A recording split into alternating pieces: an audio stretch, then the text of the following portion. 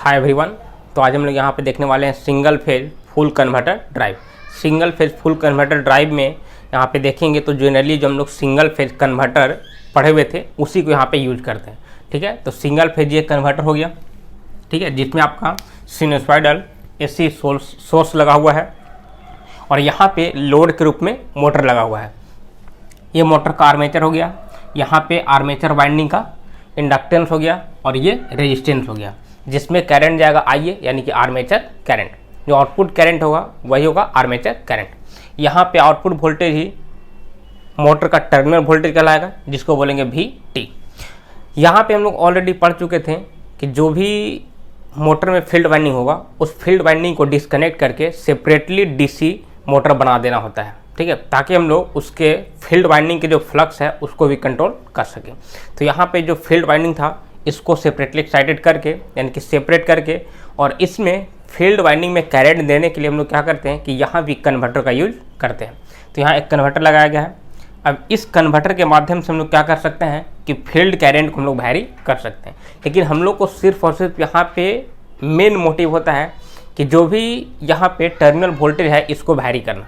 तो terminal voltage vary करने के लिए जाहिर सी बात है कि यहाँ पे जो भी थायरिस्टर लगा हुआ है इसका ट्रिगरिंग या फायरिंग एंगल को वैरी करेंगे तो यहाँ पे आउटपुट वोल्टेज वैरी करेगा। कैसे वैरी करेगा? तो आपको बताया गया था कि single phase full wave converter drive होता है, वहाँ पर जो आउटपुट वोल्टेज होता है, ठीक है, आउटपुट वोल्टेज ये मिलता है 2Vm/π इंटू कॉस अल्फा।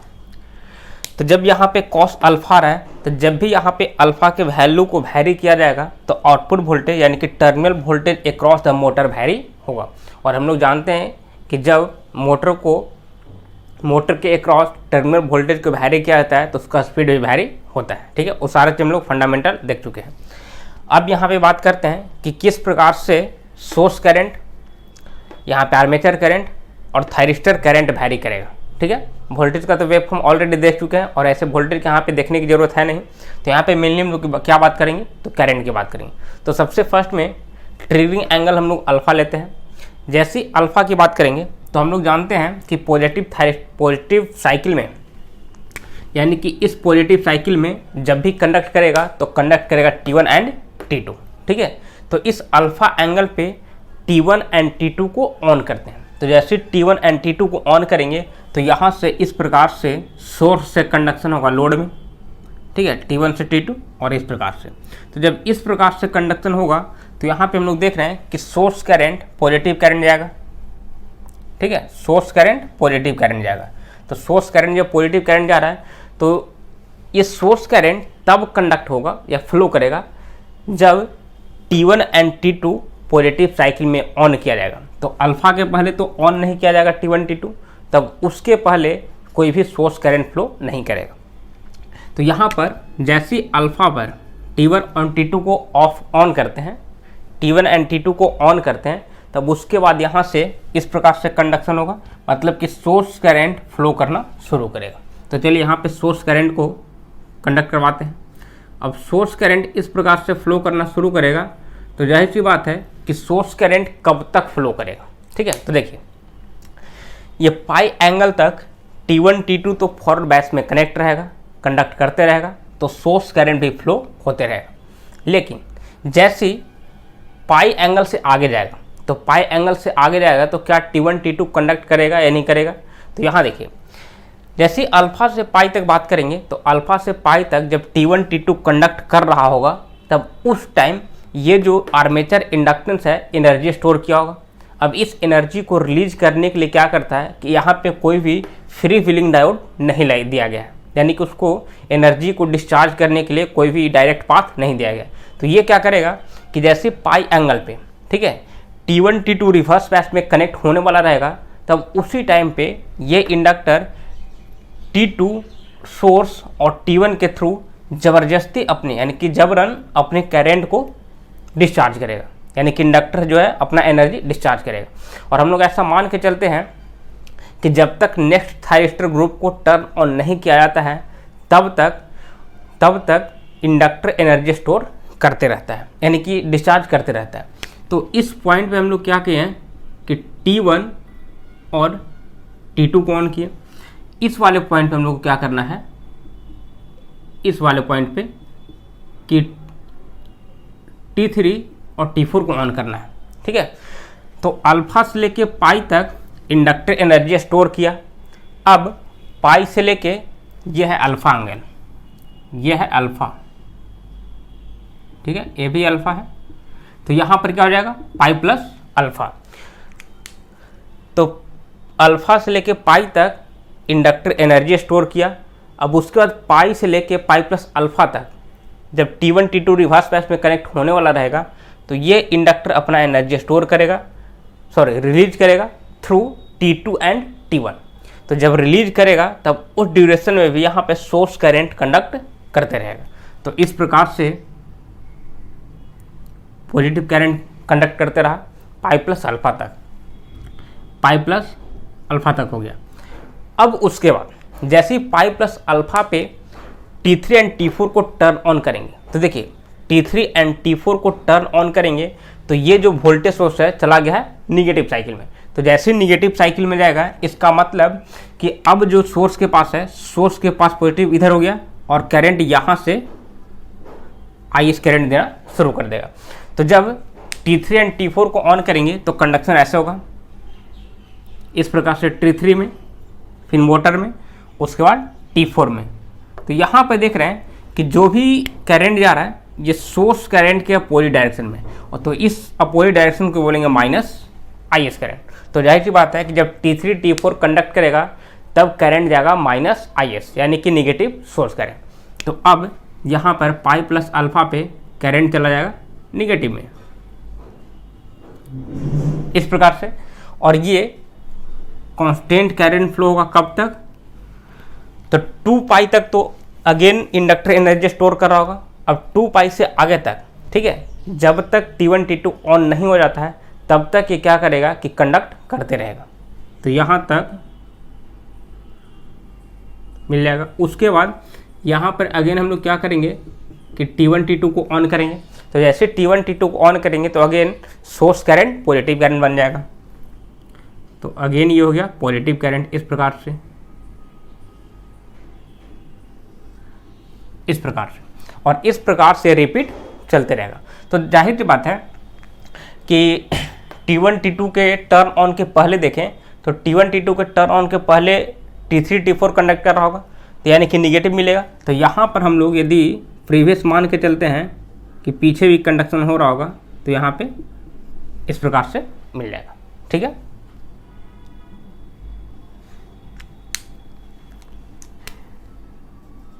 इस प्रकार से वैल्यू मिल जाएगा। अब यहाँ पर जब इस प्रकार से वैल्यू ऑब्टेन होगा तो यहाँ पे जो भी वैल्यू मिलेगा ये वैल्यू मिलेगा IA के बराबर।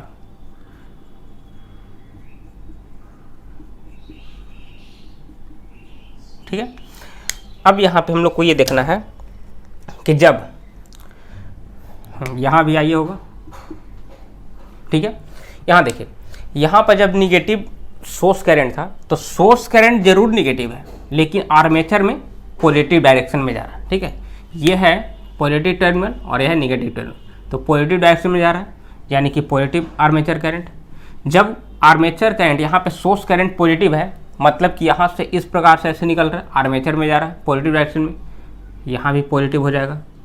अब इसके बाद निगेटिव जब सोर्स करंट है तो सोर्स करंट निगेटिव होने की वजह से भी यहाँ पे आर्मेचर में पॉजिटिव करंट जा रहा है, तो यहाँ पर भी आर्मेचर में पॉजिटिव, यानी कि armature current continuously positive current मिलेगा। तो इसीलिए यहाँ पे एक straight line constant current draw कर देंगे जो कि आर्मेचर करंट के इक्वल होगा। अब आते हैं थाइरिस्टर करंट। थाइरिस्टर करंट में बात करते हैं तो कोई भी थाइरिस्टर ग्रुप की बात करेंगे, जैसे T1 एंड T2 एक टाइम कंडक्ट करेगा और T3 एंड T4 एक टाइम कंडक्ट करेगा। तो यहाँ हम लोग देख रहे हैं कि ये जो कंडक्शन हो रहा है, ठीक है, ये जो कंडक्शन हो रहा है, ये कंडक्शन हो रहा है T1 एंड T2 की वजह से। यहाँ से यहाँ तक यदि बात करें तो T1 T2 कंडक्ट कर रहा है, ठीक है, अगेन यहाँ पे कंडक्ट कर रहा है T3 T4, अगेन यहाँ पे कंडक्ट कर रहा है T1 T2। तो यदि T1 T2 के केवल करंट की बात किया जाएगा तो T1 T2 में करंट तभी जाएगा जब T1 T2 कंडक्ट करेगा। तो यहाँ पे T3 T4 करेगा तो यहाँ पे करंट 0 रहेगा, ठीक है, यहाँ पे करंट 0 मिलेगा। जब T1 T2 कंडक्ट कर रहा है तो यहाँ पे मिल जाएगा पॉजिटिव करंट, यानी कि इस प्रकार से, ठीक है। अगेन T3 T4 यानी कि T1 T2 में करंट 0 रहेगा, तो इसको करंट को 0 कर देंगे यहाँ तक, ठीक है।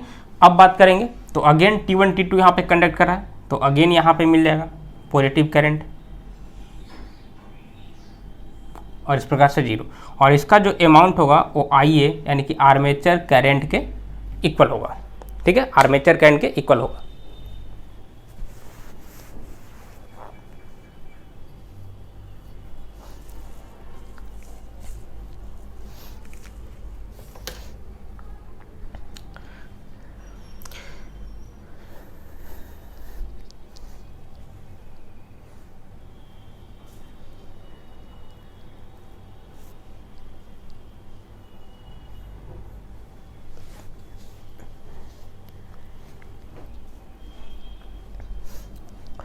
अब यहाँ कुछ वैल्यू देख लेते हैं, आरएमएस वैल्यू, जैसे सोर्स करंट का RMS value and thyristor current का आरएमएस वैल्यू। तो अब यहाँ पे देखते हैं सबसे फर्स्ट में कि सोर्स करंट का आरएमएस वैल्यू कितना होगा, यानी कि ISR।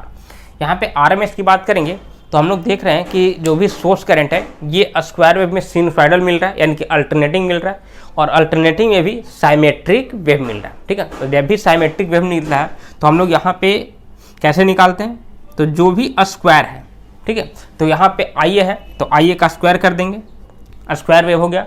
अब स्क्वायर वेव का एवरेज वैल्यू, तो स्क्वायर वेव का एवरेज वैल्यू कहने का मतलब है कि यहाँ पे मैग्नीट्यूड तो हो गया IA स्क्वायर, और यहाँ पे बेस हो जाएगा कितना, तो बेस हो जाएगा यहाँ पे देखिए ये है अल्फा और ये है पाई प्लस अल्फा, ठीक है, पाई प्लस अल्फा। तो यहाँ से यहाँ लेकर के बन जाएगा पाई, यानी कि ये वाला बिट्स हो गया पाई। तो यहाँ पर मल्टीप्लाई कर देंगे पाई से, तो ये बन गया एरिया।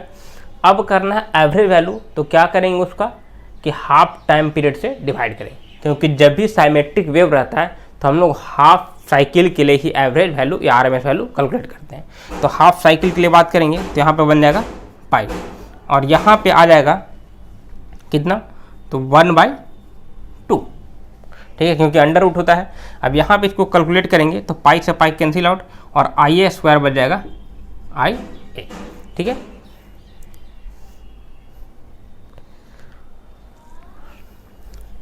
अब बात करते हैं थायरिस्टर करंट का आरएमएस, ठीक है। ये जो थायरिस्टर करंट है इसका आरएमएस वैल्यू निकालते हैं। अब इसका यदि आरएमएस वैल्यू निकालेंगे तो सबसे पहले देखेंगे कि टाइम पीरियड कहाँ से कहाँ रिपीट हो रहा है। तो टाइम पीरियड देखिए यहाँ से यहाँ तक रिपीट हो रहा है। यदि यहाँ से स्टार्ट करते हैं तो ये मिला, अगेन 0, अगेन यहाँ से मिलेगा, अगेन 0, यानी कि टाइम पीरियड ये पूरा बन जाएगा इस प्रकार से। और यहाँ पर देखेंगे आप तो ये है अल्फा, ठीक है, और ये है 2 पाई प्लस अल्फा, ठीक है, 2 पाई प्लस अल्फा। तो यहाँ पे टाइम पीरियड की बात करेंगे तो मिल जाएगा 2 pi plus alpha minus alpha, यानी कि 2 पाई मिल जाएगा।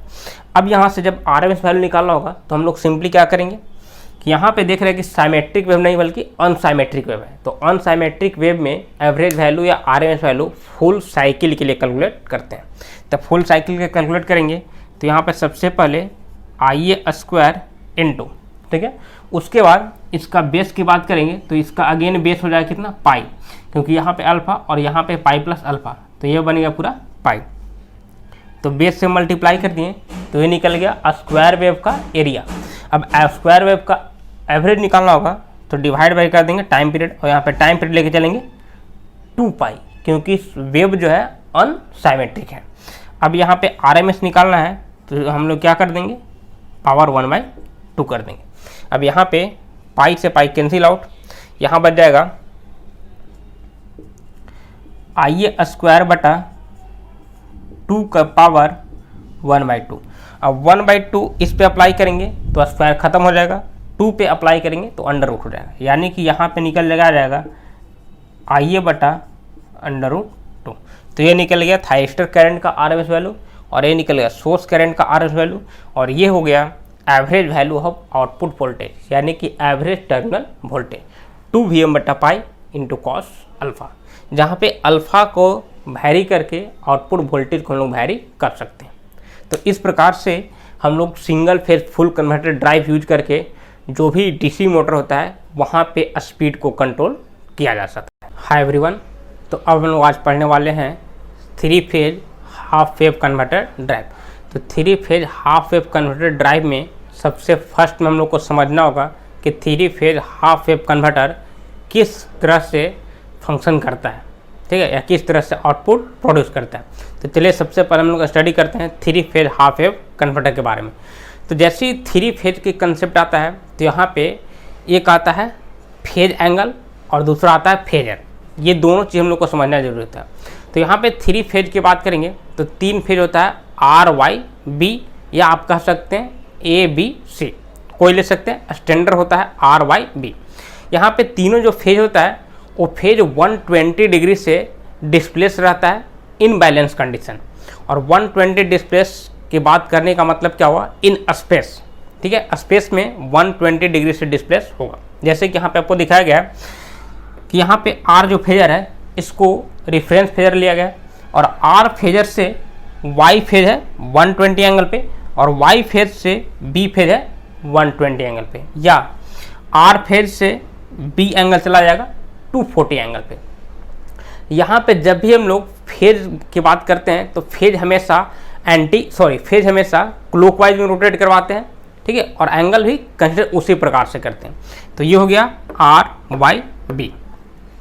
अब यहाँ पर यदि बैलेंस कंडीशंस में ऐसा माना जाए कि बैलेंस कंडीशन में जो वोल्टेज है वो V है, तो यहाँ पे VR को लिख सकते हैं V एट एंगल 0। यदि Y को लिखना रहे तो हम लिख सकते हैं VY equal to V at angle -120 degree. यहाँ पे -120 इसलिए लिखा गया क्योंकि जो भी R फेज से Y फेज का एंगल बन रहा है वो एंगल बन रहा है क्लॉकवाइज में, और क्लॉकवाइज में जो एंगल होता है वो हमेशा निगेटिव एंगल होता है। जो भी क्लॉकवाइज एंगल होता है ये हमेशा निगेटिव एंगल, और एंटी क्लॉकवाइज होता है, एंटी क्लॉकवाइज ये हमेशा बनता है पॉजिटिव एंगल। तो यहाँ पर जब क्लॉकवाइज एंगल बन रहा है मतलब कि जो Y फेज है वो R फेज से -120 डिग्री पर है, और -120 डिग्री कहने का मतलब कि 120 डिग्री से लैग कर रहा है। तो यहाँ पर VY इक्वल टू लिख देंगे V एट एंगल -120 डिग्री। उसी प्रकार से VB यदि एंगल लिखना चाहेंगे तो यहाँ पे मैग्नीट्यूड है V, और एंगल की यदि बात करेंगे तो यहाँ पे एंगल दो तरीका से लिख सकते हैं। एक एंगल यहाँ से क्लॉकवाइज करेंगे तो क्लॉकवाइज डायरेक्शन में R फेज से B फेज जो है वो 240 एंगल पे है, लेकिन एंगल है क्लॉकवाइज में तो साइन हो जाएगा माइनस एंगल, यानी कि -240 लिख सकते हैं, या इसी को लिख सकते हैं V एट एंगल। यदि इसको क्लॉकवाइज में देखा जाए, सॉरी एंटी क्लॉकवाइज में, तो एंटी क्लॉकवाइज में हम ऐसे कर सकते हैं ना कि यहाँ से जो B फेज है वो R फेज से 120 डिग्री पर है, 120 डिग्री पर। और जब ये एंटी क्लॉकवाइज एंगल की बात करेंगे तो anti clockwise angle positive angle होता है, मतलब कि लीडिंग की बात करते हैं। तो यहाँ पे ऐसे लिख सकते हैं +120 डिग्री, ठीक है। तो इस प्रकार से हम लोग 3 फेज का कंसेप्ट लेके चलते हैं कि फेज एंगल और फेजर का कंसेप्ट, ठीक है। अब इसके बाद हम बात करते हैं कि इसको हम लोग क्या करना हो कि वेव फॉर्म में ड्रॉ करना हो, ठीक है। और यहाँ पे हम लोग सिनुसॉइडल सारे मान के चलेंगे तो सारे साइन के वेव में होंगे, और साइन के वेव में होंगे तो यहाँ पे हम लोग को ये चीज़ समझना होगा कि किस प्रकार से वेव फॉर्म पहले ड्रॉ करना होगा। तो पहले VR का ड्रॉ करेंगे, ठीक है, यानी कि जो R फेज में रहेगा, यानी कि R फेज का वोल्टेज। तो R फेज का वोल्टेज 0 एंगल के साथ स्टार्ट होगा। तो 0 एंगल यहाँ देखिए, जो ब्लैक वाला है, ब्लैक वाला वेव फॉर्म ये आपका R फेज बताएगा। तो 0 से स्टार्ट हुआ, पॉजिटिव हाफ साइकिल 180 और निगेटिव 360 तक। अगेन पॉजिटिव हाफ साइकिल ले लिया है 360 से 540 तक। तो ये जो भी ब्लैक वाला बन रहा है ये बन रहा है VR, यानी कि R फेज का वोल्टेज, और यहाँ भी बन रहा है R फेज का वोल्टेज, और ये निगेटिव VR है। तो निगेटिव VR को हम लोग कंसिडर नहीं करेंगे। क्यों नहीं करेंगे, यहाँ पे हम लोग देखेंगे। अब बात करते हैं कि VY। जो वाई फेज का एंगल होगा, यानी कि वाई फेज का वोल्टेज है, ये आर फेज से 120 डिग्री लैग करेगा। तो लैग का मतलब कि आगे से स्टार्ट होगा, ठीक है। तो यहाँ पे देखिए जो ब्लू वाला लाइन है, ब्लू वाला वेव फॉर्म है, ये 120 डिग्री आर फेज से लैग कर रहा है, यानी कि आगे से स्टार्ट हो रहा है। तो जब यहाँ से इसको स्टार्टिंग कर रहे हैं तो यहाँ से 120 से स्टार्ट हुआ, 300 पे गया, और 300 के बाद फिर 180 एंगल के बाद मिलेगा यहाँ पे 480 पे, फिर 480 के आगे। तो ये मिल गया वी वाई और यहाँ मिल गया वी वाई एंगल। अब यहाँ पे बात करते हैं third and last V B. V B हम लोग देख रहे हैं कि यहाँ पे -240 एंगल है, यानी कि जो रिफरेंस वोल्टेज है, यानी कि आर फेज है, उस फेज से 240 एंगल लैग करेगा। लैग करेगा मतलब कि आगे से ड्रॉ करेंगे। तो देखिए यहाँ पर 240 कहाँ मिल रहा है, तो 240 यहाँ मिल रहा है। तो यहाँ से स्टार्ट होगा वहाँ से स्टार्ट होगा बी फेज। अब बी फेज यहाँ से स्टार्ट हुआ तो सबसे पहले पॉजिटिव मिलेगा, उसके बाद निगेटिव मिलेगा इस प्रकार से। तो जाहिर सी बात है कि इसके पीछे निगेटिव मिलेगा 60 पे, और 60 से ऊपर पॉजिटिव। तो ये जो भी वोल्टेज मिल रहा है, ये वाला मिल रहा है रेड वाला वी बी, और यहाँ मिल रहा है वी बी, इस प्रकार से, ठीक है। अब जब इस प्रकार से वेव फॉर्म लोग ड्रॉ कर चुके हैं, तो अब हम लोग को यहाँ पे ये समझना है कि किस रूप से यहाँ पे ट्रिगर किया जाएगा और किस रूप से फंक्शन होगा। तो सबसे पहले यहाँ पे थोड़ा सा समझने वाली बात ये है, यहाँ पे जो रेड वाला है ये है वी बी, ठीक है। अब यहाँ पे समझने वाला बात ये है कि हम लोग कितने एंगल पे थायरिस्टर को ट्रिगर कर सकते हैं। अब यहाँ देखिए, जब हम लोग 0 एंगल की बात कर रहे हैं, ये एग्जैक्टली 30 डिग्री में मैच करता है। यदि हम लोग 30 डिग्री से नीचे की बात करेंगे, यानी कि 30 डिग्री से पहले की बात करेंगे, तो 30 डिग्री से पहले का मतलब होगा कि इस वाले कोई भी रीजन में, इस रीजन में किसी भी पॉइंट पे, तो इस रीजन में यदि किसी भी पॉइंट पे यदि आर फेज को ट्रिगर किया जाए, यानी कि T1 को ट्रिगर किया जाएगा, यहाँ पे सारे में थायरिस्टर लगा हुआ है, आर फेज को ट्रिगर किया जाएगा, तो क्या है टर्न हो पाएगा? तो टर्न ऑन ये 30 डिग्री के पहले नहीं हो पाएगा। क्यों नहीं हो पाएगा? क्योंकि हम लोग देख रहे हैं कि 30 डिग्री से यदि पहले की बात करेंगे, तो 30 डिग्री से पहले में वी आर का जो मैग्नीट्यूड है ये कम है, और ज़्यादा किसका है? तो वी बी का ज़्यादा है। इसका मतलब कि यदि 30 डिग्री से पहले की बात करेंगे, तो जो बी वाला टर्मिनल है, ये जो बी वाला टर्मिनल है ये रहेगा हायर पोटेंशियल पे, ठीक है, और जो आर वाला टर्मिनल है ये रहेगा लोअर पोटेंशियल पे, यानी कि आर वाला रहेगा निगेटिव। तो जाहिर सी बात है कि जब ये पॉजिटिव बन गया और ये निगेटिव, तो ये पॉजिटिव ट्रांसफर होगा यहाँ पर, ठीक है। तो T1 उस टाइम तक, यानी कि 30 डिग्री के एंगल तक T1 कनेक्ट रहेगा रिवर्स बैच में, और जब T1 रिवर्स बैच में कनेक्ट रहेगा तब उसको हम लोग टर्न ऑन नहीं कर सकते। इसका मतलब क्या हुआ कि T1 को टर्न ऑन करने के लिए जो अल्फा का मिनिमम वैल्यू मेजर किया जाएगा वो किया जाएगा इस पॉइंट से, ठीक है, इस पॉइंट से मेजर किया जाएगा। अब इस पॉइंट से मेजर करने का मतलब क्या होगा कि alpha equal to 0 for T1, ठीक है, यानी कि T1 के लिए अब 30 डिग्री जो एंगल है वहाँ से हम लोग अल्फा का वैल्यू 0 डिग्री मेजर करेंगे। उसी प्रकार से आगे दी बात करें दूसरे थायरिस्टर यानी कि T2 की बात करें, T2 हम लोग देख रहे हैं कि वाई फेज का है। अब वाई फेज की बात करेंगे तो वाई फेज फॉरवर्ड में कब आ रहा है? तो वाई फेज फॉरवर्ड में यहाँ पे 120 पे आ जा रहा है। लेकिन क्या 120 पे आ रहा है, तो यहाँ पे देख रहे हैं कि 120 पे आ रहा है, तो उस टाइम पे क्या वो फॉरवर्ड में कनेक्ट हो पाएगा? तो नहीं हो पाएगा। क्यों? क्योंकि 120 के आने के बाद, ठीक है, 120 पे आने के बाद ये वाई वाला वोल्टेज तो मिलेगा, लेकिन उससे ज़्यादा मिलेगा आर वाला वोल्टेज। तो अगेन वही कंसेप्ट हो जाएगा कि ये रहेगा आर हायर पोटेंशियल, वाई रहेगा लोअर पोटेंशियल। तो जब आर हायर और वाई लोअर, तो यहाँ निगेटिव और यहाँ पॉजिटिव मिल जाएगा, तो T2 रिवर्स बैच में रहेगा, यानी कि T2 टर्न ऑन नहीं हो पाएगा। लेकिन जैसे ही 150 डिग्री पे चला जाएगा, ठीक है, तो 150 डिग्री पर हम लोग यहाँ पे देख रहे हैं 150 डिग्री पे कि 150 डिग्री पे y का वोल्टेज और r का वोल्टेज दोनों सेम हो गया, यानी कि इस पॉइंट पे दोनों सेम हो गया। जैसे 150 से आगे बढ़ेंगे, 150 से आगे बढ़ेंगे, तो हम लोग देख रहे हैं कि आर वाला फेज का वोल्टेज कम गया और वाई वाला बढ़ गया, यानी कि वाई बढ़ जाएगा और आर कम जाएगा, तो ये T2 चलाएगा फॉरवर्ड बैच में।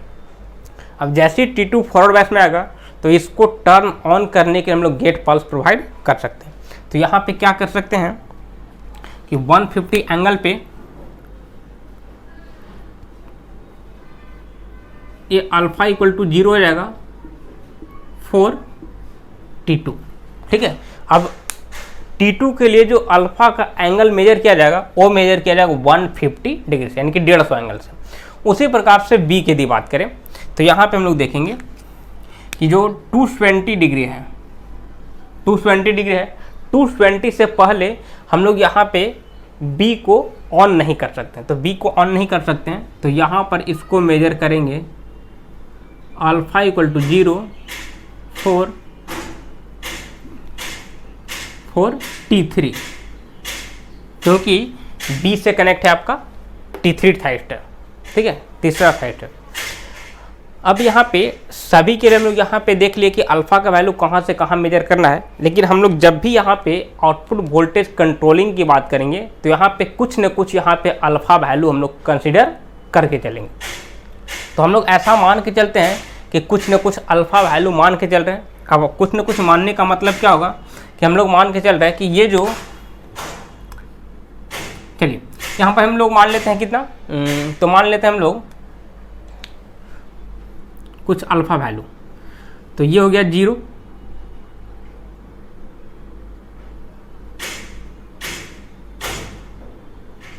ये मान लेते हैं अल्फा वैल्यू,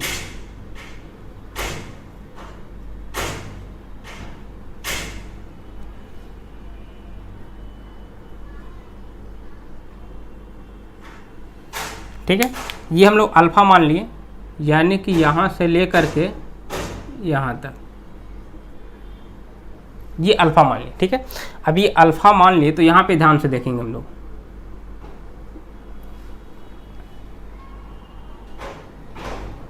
अल्फा, यहाँ भी अल्फा का मैग्नीट्यूड इतना ले लिया।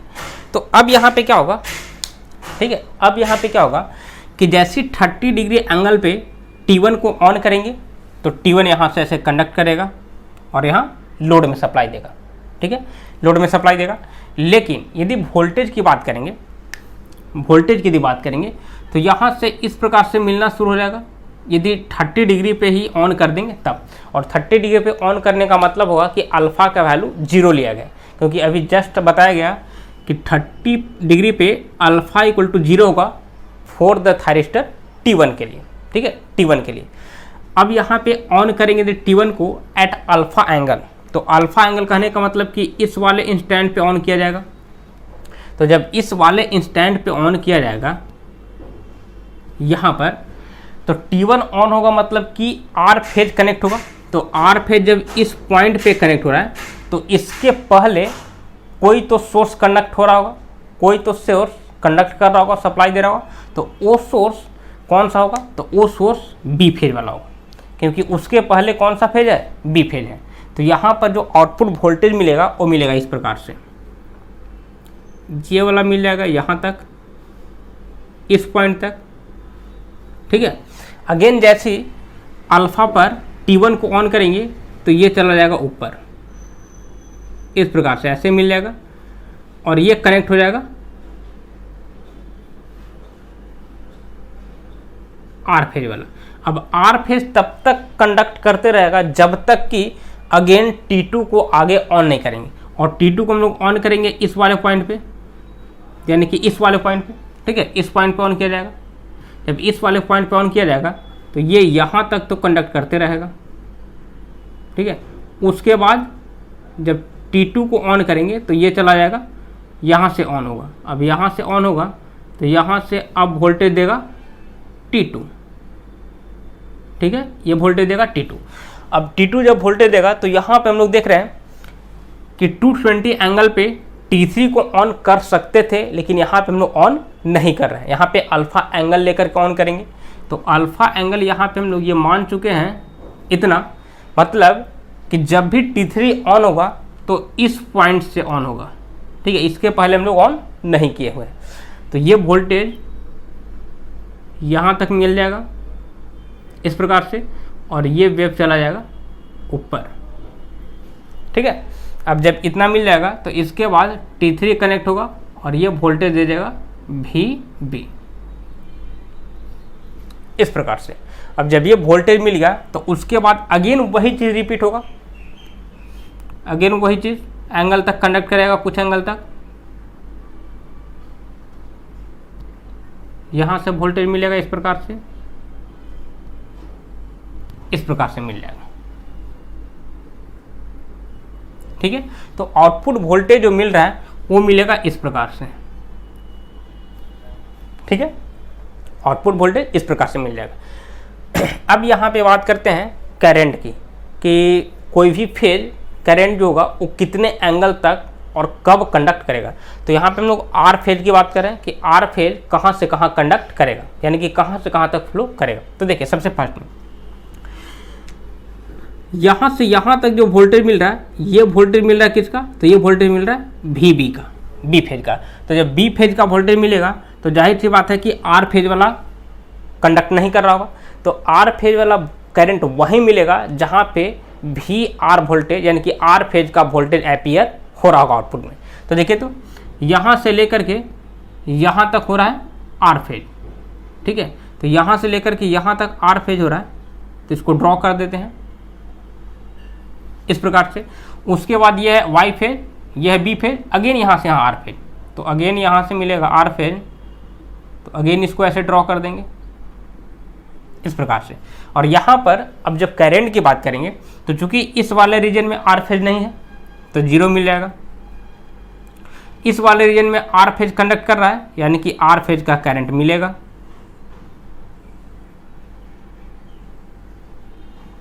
ठीक है, अगेन यहाँ से यहाँ तक कोई भी आर फेज कंडक्ट नहीं कर रहा है, मतलब कि आर फेज का करंट 0 यानी कि IR का 0 रहेगा।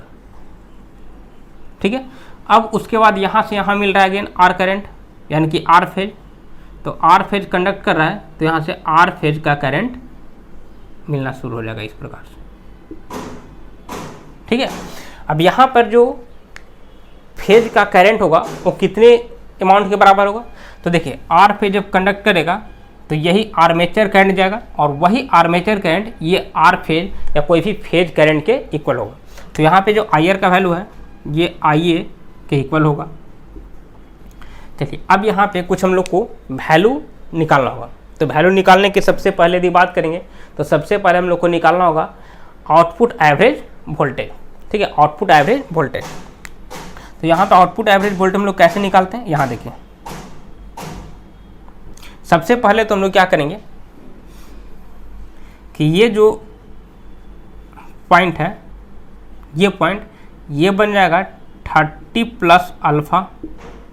ठीक है, ये बन जाएगा 150 प्लस अल्फ़ा। अब इसके आगे आगे जरूरत नहीं है।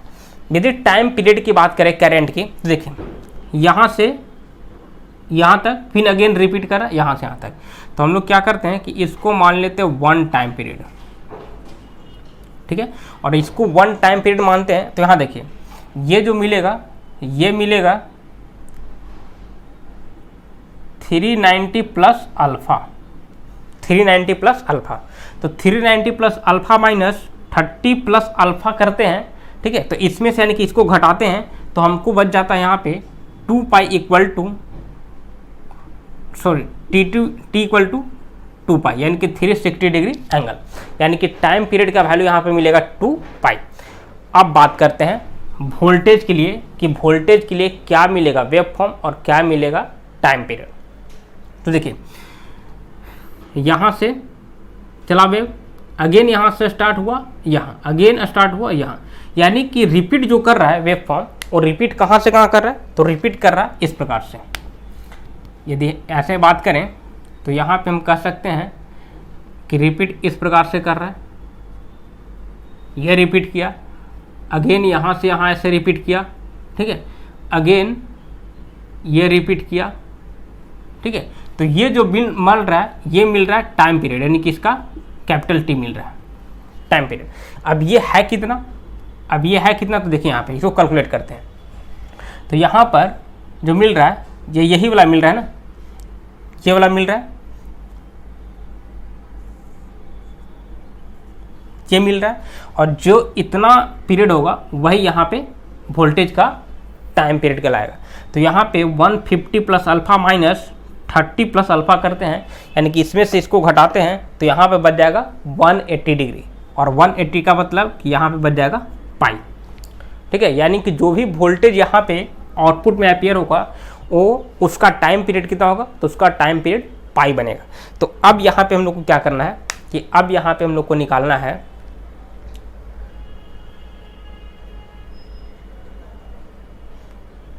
सॉरी पाई नहीं, यहाँ पे देखिए पाई नहीं होगा यहाँ पे, क्योंकि हम यहाँ पे ऐड कर दें 150 में से, ठीक है 150 प्लस में से 30 प्लस अल्फा को घटाना है, तो घटाएंगे तो 150 में से 30 घटाएंगे तो 120 बचेगा ना, तो 120 बचेगा, तो ये जो वैल्यू निकल के आएगा, ये जो वैल्यू निकल के आएगा, यानी कि यहाँ से यहाँ जो पीरियड दिखाई दे रहा है ये निकल के आएगा 120 डिग्री, 120 डिग्री, और 120 डिग्री को आप लिख सकते हैं 2 पाई बाई 3।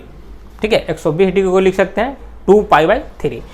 अब हम लोग को पता चल चुका है कि जो करंट मिल रहा है, यानी कि जो सोर्स करंट या जिसको कहते हैं फेज करंट, ये जो मिल रहा है इसका टाइम पीरियड 2 पाई है, लेकिन जो आउटपुट वोल्टेज अपीयर हो रहा है उसका टाइम पीरियड 2 पाई बाई 3 मिल रहा है। तो अब यहाँ पे हम लोग को निकालना होगा आउटपुट एवरेज वोल्टेज। तो कैसे कैलकुलेट करेंगे, तो आउटपुट एवरेज वोल्टेज के लिए सिंपल सा फंडा है कि 1 by time period, 1 by time period, तो टाइम पीरियड की बात करेंगे तो 2 पाई बाई 3 हो जाएगा। अब इसके बाद सबसे पहले यहाँ पे हम लोग लेते हैं फेज वोल्टेज का मैक्सिमम वैल्यू। जब भी हम लोग सिनुसॉइडल की बात करते हैं तो Vm साइन ओमेगा टी लिखते हैं, तो वो Vm साइन ओमेगा टी वहाँ पे सिंपली चलता है जब सिंगल फेज की बात करते हैं तब। जब 3 फेज की बात करेंगे तो यहाँ पे फेज वोल्टेज और लाइन वोल्टेज आएगा। तो यहाँ पे हम लोग हमेशा कंसीडर करके चलते हैं कि जो भी फेज वोल्टेज है उसका मैक्सिमम वैल्यू लेंगे, इसीलिए लिखा हुआ है VMPH, यानी कि फेज वोल्टेज का मैक्सिमम वैल्यू। और चूंकि साइन वेव में है तो इसको बोल देंगे साइन ओमेगा टी, और किसके रिस्पेक्ट में करना है, तो डी ओमेगा टी के रिस्पेक्ट में। अब यहाँ पे लिमिट कहाँ से कहाँ देंगे, तो जहाँ से जहाँ हम लोग को वोल्टेज मिलेगा वही हम लोग को लिमिट देना। तो देखिए इस वाले पॉइंट से यहाँ तक हम लोग को निकालना होगा। ठीक है, तो इस वाले पॉइंट से भी बात करेंगे, इस वाले पॉइंट से यहाँ तक बात करेंगे, तो ये पॉइंट से यहाँ तक क्या क्या मिल रहा है, तो सबसे पहले इस पॉइंट की लोअर पॉइंट की बात करेंगे। तो ये लोअर पॉइंट की बात करेंगे तो इस लोअर पॉइंट को हम क्या लिख सकते हैं,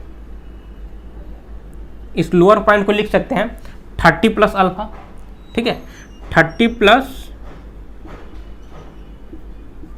प्लस अल्फा लिख सकते हैं, और ये जो अपर लिमिट है इसको क्या लिख सकते हैं,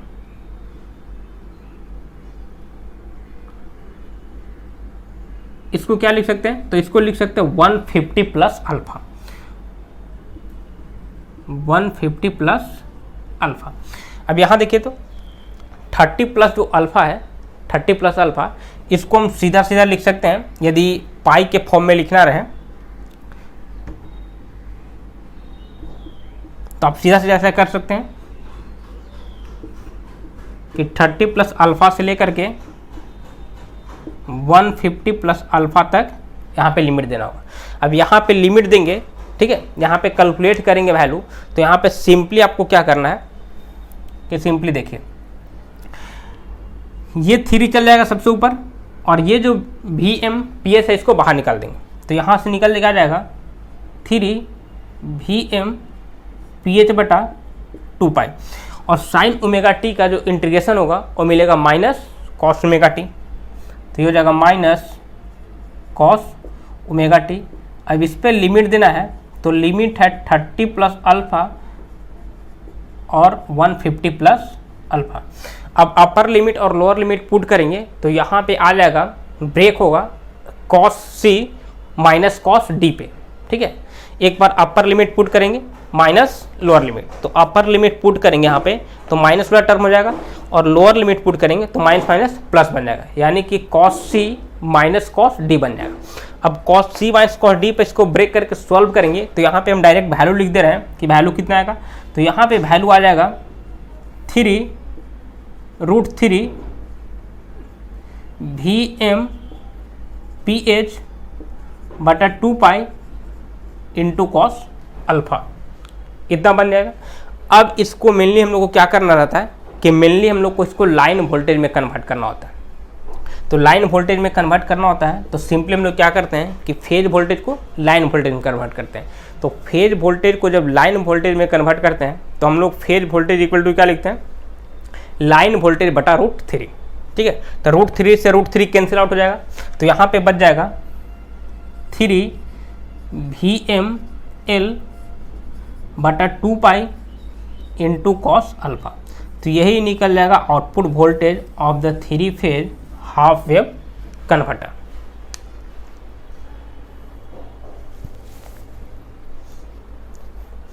ठीक है, ये निकल जाएगा output voltage of the 3 phase half wave converter. अब जब भी यहाँ पे देखिए 3 VML यही फॉर्मूला लिखा हुआ।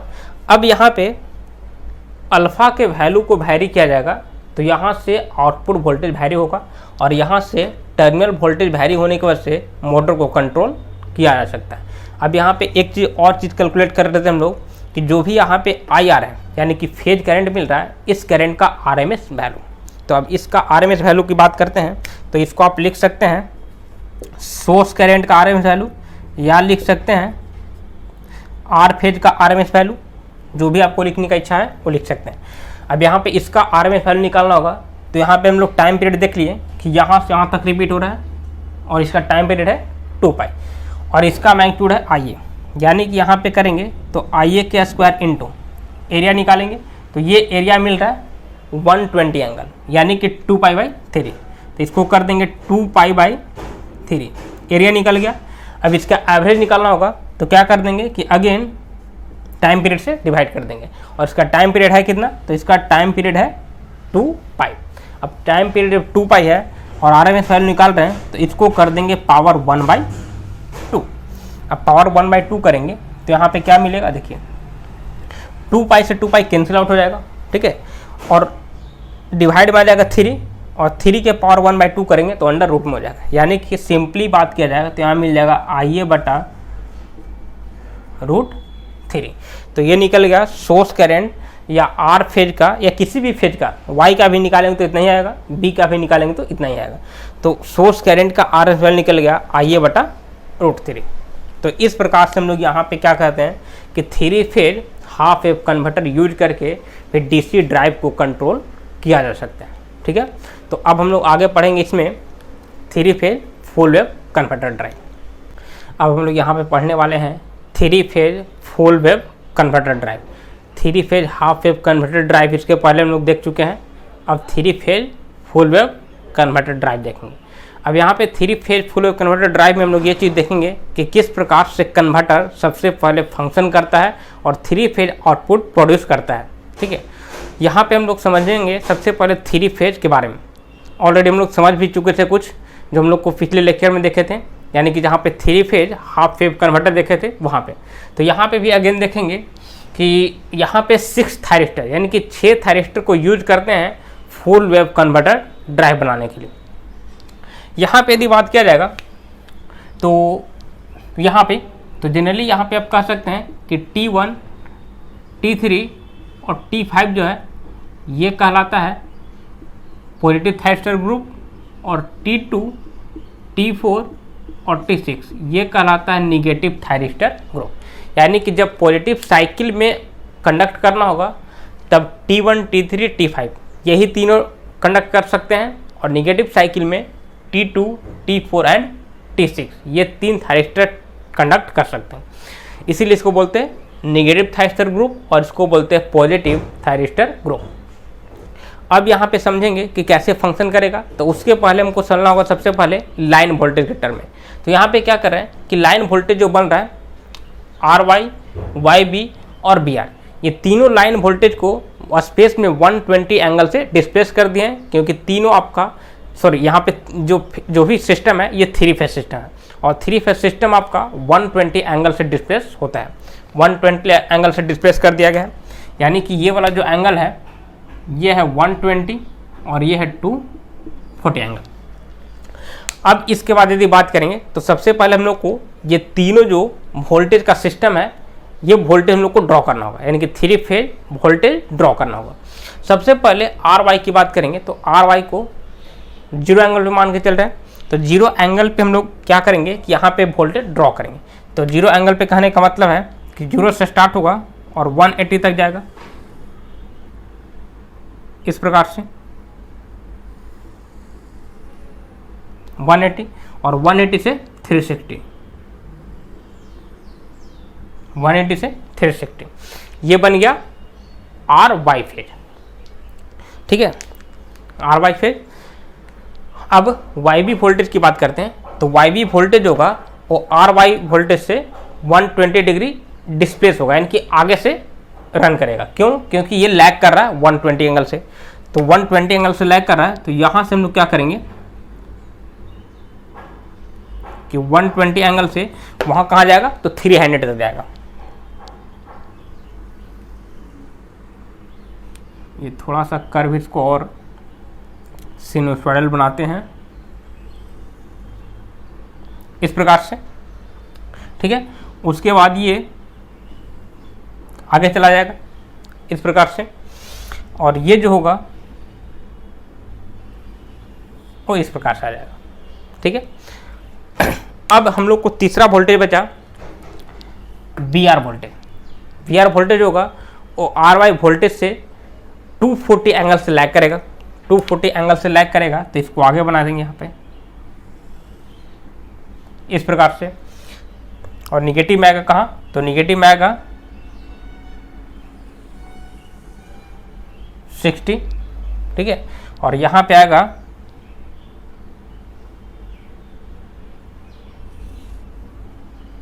इस प्रकार से। ठीक है, ये हो गया। अब हम यहाँ पे बात करते हैं कि जितना भी हम लोग को वोल्टेज मिल रहा है, ये सारे के सारे अभी पॉजिटिव वोल्टेज को ड्रॉ किया गया। ठीक है, तो निगेटिव वोल्टेज भी ड्रॉ करना होगा। निगेटिव वोल्टेज ड्रॉ करने का कंसेप्ट क्या होता है कि सबसे पहले आते हैं फेजर डायग्राम में। ठीक है, यदि फेजर डायग्राम में आते हैं और यहाँ से यदि बात करते हैं आर वाई का निगेटिव, तो यहाँ पे हम लोग क्या करेंगे कि 120 एंगल से डिस्प्लेस करेंगे और एक लेंगे फेजर जिसको बोला जाएगा वी वाई आर। ठीक है, अब वाई बी फेज का निगेटिव लेंगे तो एक आएगा इसके एंटी पैरेलल में, यानी कि 180 डिग्री पे, और इसको बोल देंगे वी बी वाई। ठीक है, एक वोल्टेज आएगा बी आर वोल्टेज का निगेटिव, तो बी आर वोल्टेज का भी निगेटिव आएगा इस प्रकार से, और इसको बोल देंगे निगेटिव आर बी। तो पॉजिटिव वोल्टेज तो हम लोग ऑलरेडी तीनों ड्रॉ कर चुके हैं। अब यहाँ पे ड्रॉ करेंगे negative voltage. Negative voltage draw करेंगे कैसे, तो निगेटिव वोल्टेज हम लोग 180 डिग्री डिस्प्लेस करेंगे, यानी कि आर वाई जो है इसका निगेटिव लेना होगा। तो निगेटिव जस्ट हम लोग क्या करेंगे कि उसको रिवर्स में कर देंगे। रिवर्स कैसे होगा देखिए, जैसे ये ब्लैक वाला है आर वाई वोल्टेज। ठीक है, आर वाई वोल्टेज है। इसके बाद ये ब्लू वाला जो है, ये ब्लू वाला वोल्टेज है वाई बी वोल्टेज। ठीक है, और जो रेड है बी आर वोल्टेज। रेड है बी आर वोल्टेज। अब हमको यहाँ पे ड्रॉ करना है निगेटिव, सारे वोल्टेज का निगेटिव। तो सारे वोल्टेज का निगेटिव करना है तो सबसे पहले आर वाई का ड्रॉ करेंगे, तो आर वाई का निगेटिव चल जाएगा इसके ऐसे अपोजिट में,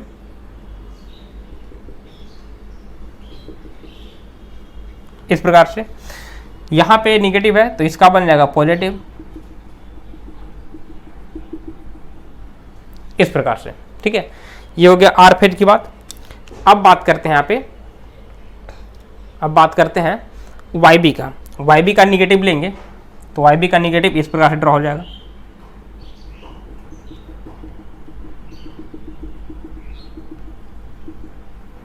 इस प्रकार से, और यहाँ पे आ जाएगा इस प्रकार से। ठीक है,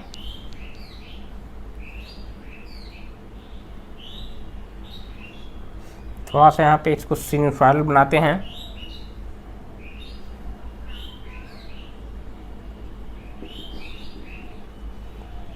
इस प्रकार से हो जाएगा। ये थोड़ा सा और कर्व होगा ऐसे। ठीक है,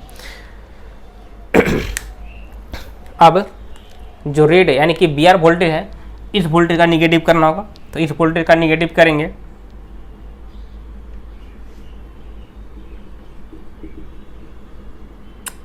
सॉरी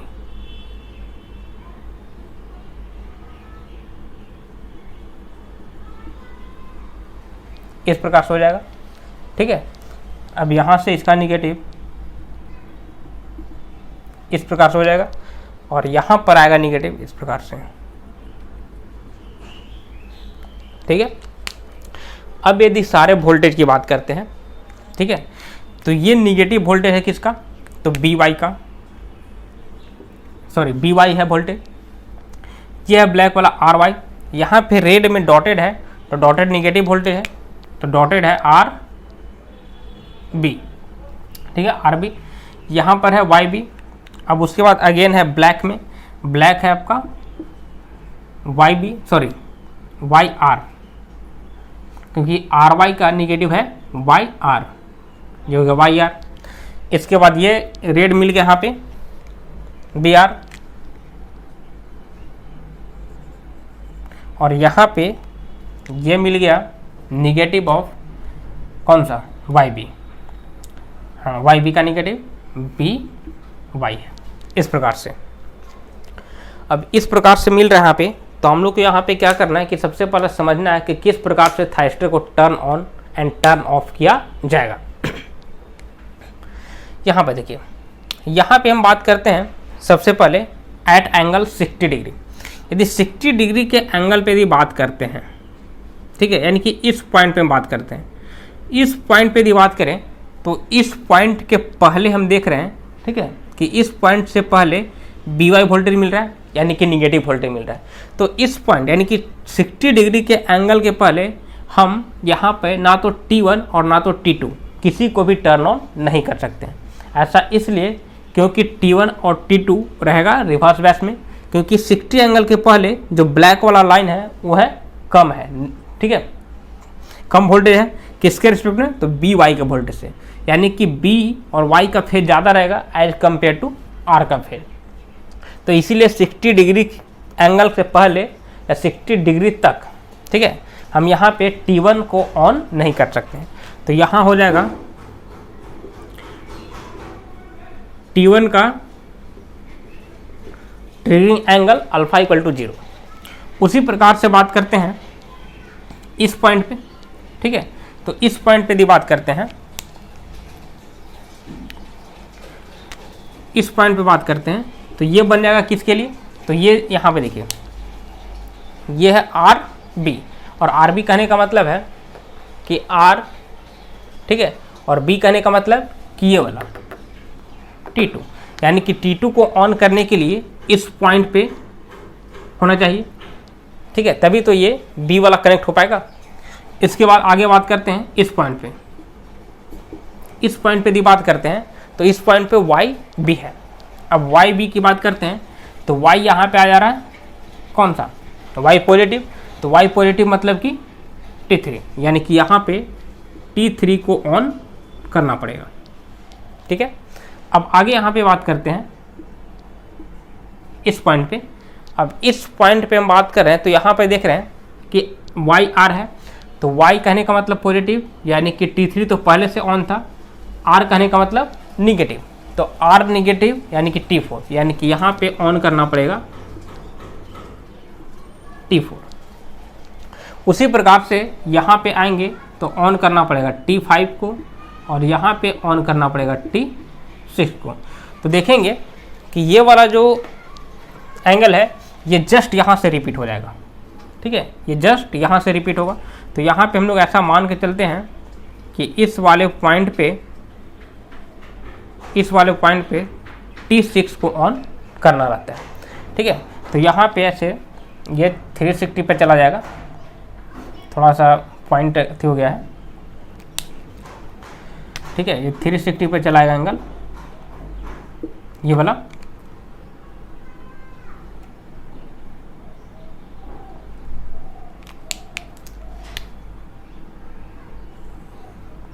इस प्रकार से, और ये बन जाएगा यहाँ पे T6, ठीक है।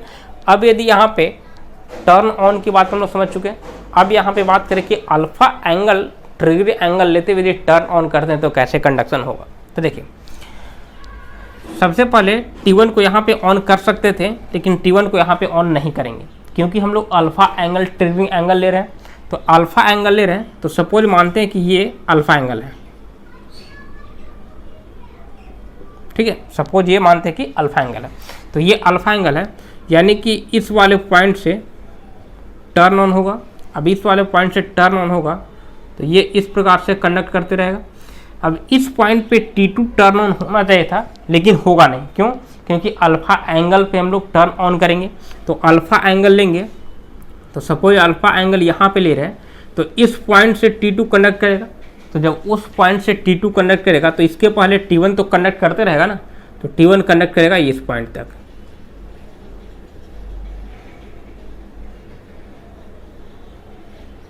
ठीक है, इस पॉइंट तक।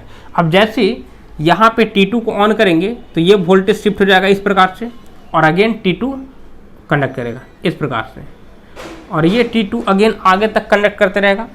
तो सपोज यहाँ पे मानते हैं कि इस पॉइंट पे T3 को ऑन करेंगे तो ये इस पॉइंट तक कंडक्ट करते रहेगा इस प्रकार से, और यहाँ पे क्या होगा कि इस प्रकार से T3 ऑन होगा तो वोल्टेज मिलेगा ये वोल्टेज। लेकिन यहाँ पे अगेन हम लोग T4 को ऑन नहीं करेंगे, अल्फा एंगल पे करेंगे। तो अगेन क्या होगा कि आगे तक जाएगा और इस प्रकार से वेव मिलेगा, और अगेन ये वोल्टेज मिलेगा आगे तक, ठीक है। और अगेन इसको अल्फा एंगल पे ऑन करेंगे तो इस प्रकार से वोल्टेज अपीयर हो जाएगा। तो जाहिर सी बात है कि जब इस प्रकार से वेव चल रहा है तो पीछे से जो T6 ऑन हुआ होगा ये तो कंडक्ट करेगा ना इस प्रकार से, ये इस प्रकार से कंडक्ट करते रहेगा, और ये T6 तब तक कंडक्ट करेगा जब तक कि T1 को ऑन नहीं कर देते हैं। तो T1 ऑन यहाँ अल्फा एंगल पे कर रहे हैं, यानी कि अल्फा तक कंडक्ट ऐसे करते रहेगा